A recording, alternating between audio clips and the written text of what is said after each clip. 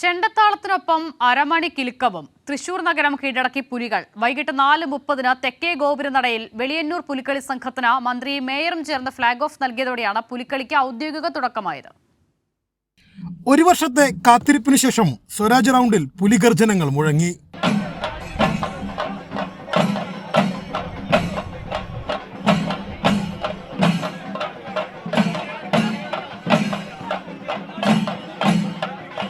വർഷങ്ങൾക്ക് ശേഷം 9 ടീമുകളാണ് ഇത്തവണ പുലിക്കളിക്കിറങ്ങിയത്. പുതുമകൾക്ക് ഇക്കുറിയും പഞ്ഞമുണ്ടായിരുന്നില്ല.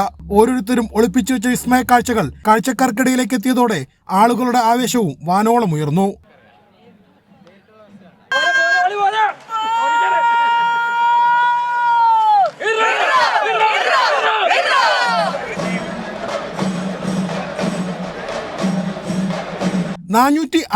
പുലികളാണ് ഇത്തവണ സ്വരാജ് റൗണ്ടിൽ ഇറങ്ങിയത്. ഒരു ടീമിൽ 35 മുതൽ 51 പുലികളാണ് ഉണ്ടായിരുന്നത്.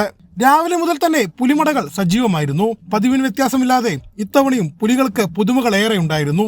മെറ്റാലിക് പെയിന്റ് അടിച്ച പുലികളായാണ് വിയ്യൂർ യുവജന സംഘം പുലികളിക്കെത്തിയത്. സുതാര്യമായ പുലിക്കുടകളായാണ് അയ്യന്തോൾ സംഘം എത്തിയത്. 3D ഡിജിറ്റൽ പുലിവണ്ടിയായിരുന്നു സീതാറാമിൽ ദേശത്തിന്റെ തുറുപ്പുചീട്ട്. ഇനിയുള്ളത് കാത്തിരിപ്പിന്റെയും തയ്യാറെടുപ്പിന്റെയും ദിവസങ്ങൾ. അടുത്ത പുലിക്കളി ഇതിലും കളറാവുമെന്ന് തീർച്ച. കൈരളി ന്യൂസ്, തൃശൂർ.